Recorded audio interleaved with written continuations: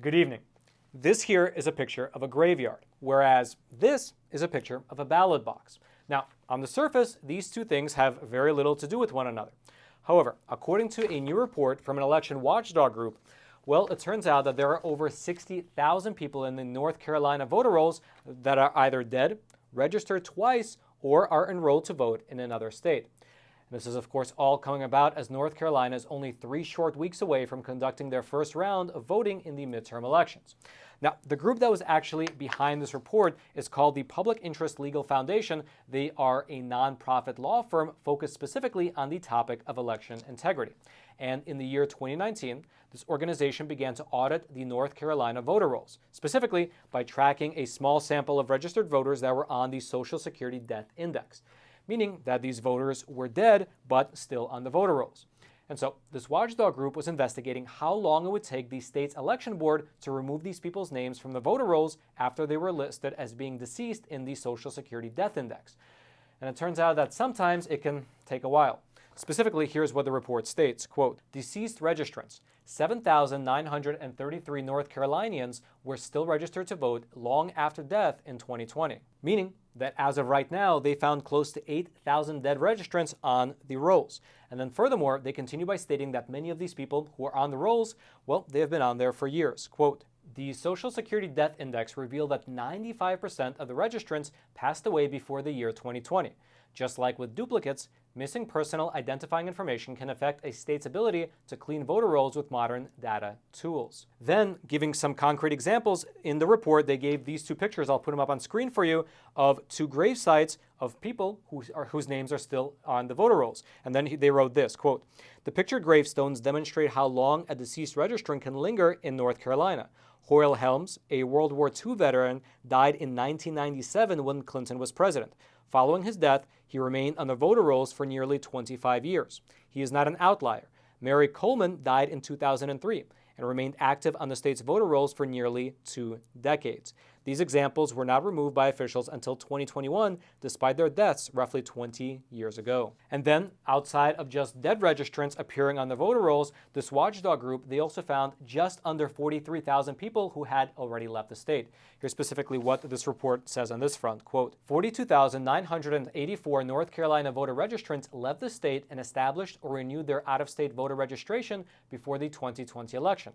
In this study, we utilized the U.S. Postal Service National Change of Address, or the NCOA system, and the organization's National Voter Database to track those moving from their North Carolina address to another state and determine if they established a subsequent registration before November of 2020. And then furthermore, these researchers, they uncovered over 13,000 people who managed to become registered to vote twice within the state of North Carolina under different variations of their names. Here's specifically what they wrote, quote, 13,525 North Carolinians managed to become registered twice in North Carolina under variations of their names.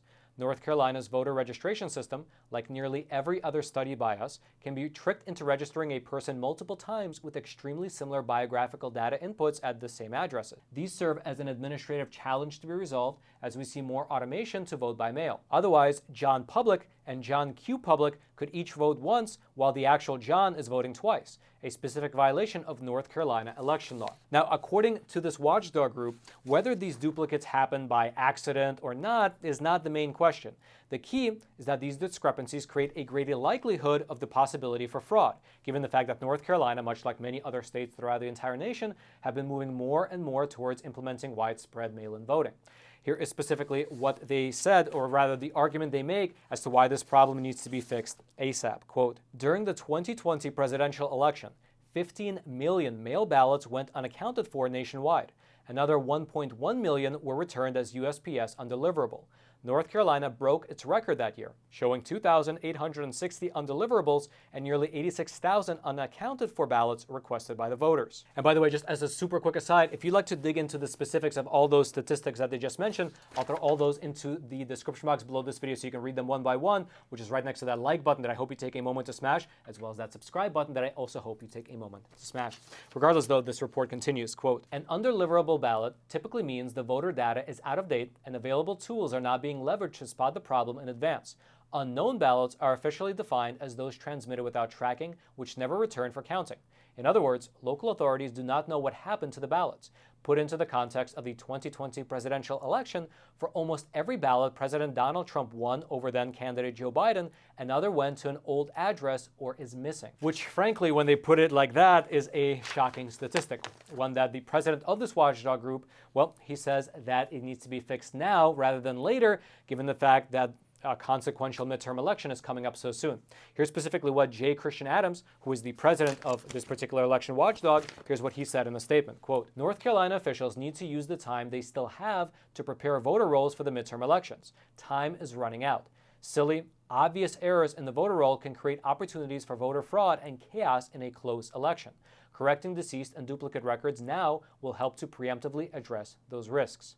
Now, since we're on the topic of election integrity, let's move our discussion over to the state of Wisconsin, where a city clerk has just been sued for her alleged role in an illegal absentee ballot harvesting scheme. Specifically, just 4 days ago, a new legal complaint was filed with the Wisconsin Elections Commission, and it claims that a Green Bay city clerk by the name of Celeste Jeffries, she accepted multiple absentee ballots from the hand of a single person on several different occasions. Now, for your reference, in case you're not aware, according to Wisconsin state law, it says that it is a form of illegal absentee ballot harvesting for a municipal clerk to receive multiple ballots from a single individual while in the clerk's office.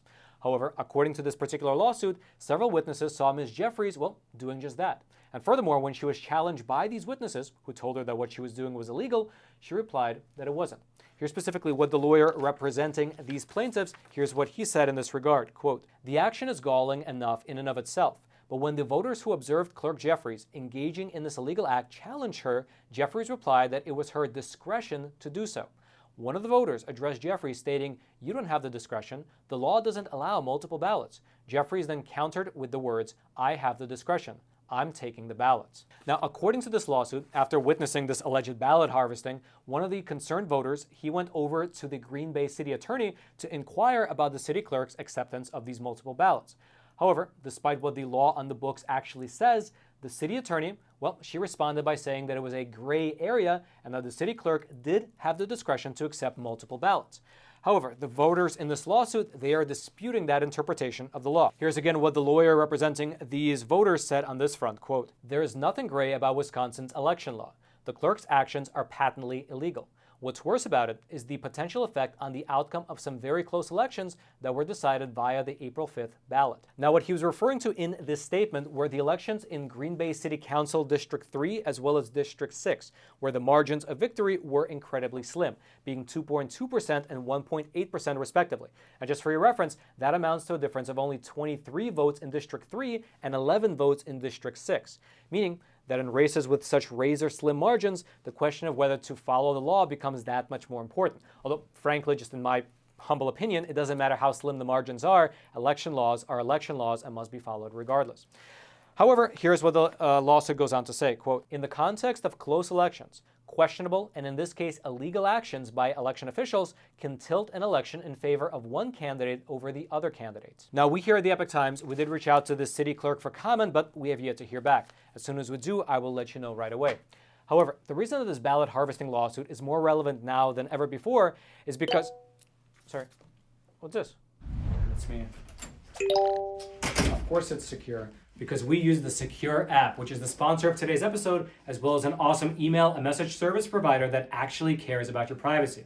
Now listen, it's no big secret that our data is being mined and remined all the time. In fact, there was a recent study that was published in the year 2020, which found that 155 million Americans, likely including you and me, have suffered some form of data breach. And frankly, that's only what's publicly known. However, all those past problems with privacy issues and data mining, well, that can be an issue of the past, because moving forward, you can use the Sekur app, which both your messages, your emails, and your phone calls can remain private. That's because they have their servers and their data centers located in Switzerland instead of in the US or China or Russia. And why does that matter? Because Switzerland has the strictest data privacy laws in the entire world, and they are not subject to the intrusive Cloud Act. Now, what I love the most about the Sekur app is that they don't collect my data, they don't mine my data, they don't mine the data and phone numbers of my friends and family. Everything is private. And best of all, at least in my opinion, this does not work with your big tech email provider just because it is not secure. And so check it out. You can head on over to Sekur.com, and if you use promo code Roman, you can get 25% off. And frankly, their rates are not even that expensive. It only starts with $5 for the messenger and $10 for the email and messenger combo. And best of all, they offer a 7-day free trial. Now, the reason that this particular ballot harvesting lawsuit is more relevant now than ever before is because of the work of an organization that we've discussed multiple times on this program, an organization called True the Vote. They're the ones who uncovered illegal ballot harvesting schemes taking place across at least 6 different states throughout the entire country. And next week, there's a large theatrical premiere of a film based on their work. That film is called 2,000 Mules. Now, you will be able to watch this film in select theaters starting next week across the country. However, the global premiere will be taking place at a red carpet event in Florida, specifically over at Mar-a-Lago. And I will be there on site covering it live. Ideally, I'll actually be able to catch President Trump himself and get his thoughts on the film. If you'd like to watch that live coverage, it'll be exclusively found over on Epic TV, which is our awesome no-censorship video platform. That's frankly the only place where we can stream such election integrity coverage and know that it's not going to get censored. So head on over to Epic TV, the link will be right there in the description box below, because not only will you be able to see that live coverage, but there's a ton of other great content on there as well that you can check out right now so that you can stay informed. And furthermore, I'd like to mention that Epic TV is a real growing platform. In fact, a few days ago, I was premiering one of the interviews that I conducted between myself and a doctor at the Global COVID Summit, and there were close to 5,000 people watching the premiere live on Epic TV, which is actually more than I get here on YouTube due to the algorithmic suppression. And so that platform is really picking up steam, which is, I guess, what happens when you have the choice between freedom and censorship. And so I hope you choose freedom and check out Epic TV. Again, the link will be down there in the description box below this video for you to check out. And then until next time, I'm your host, Roman from the Epic Times. Stay informed and stay free.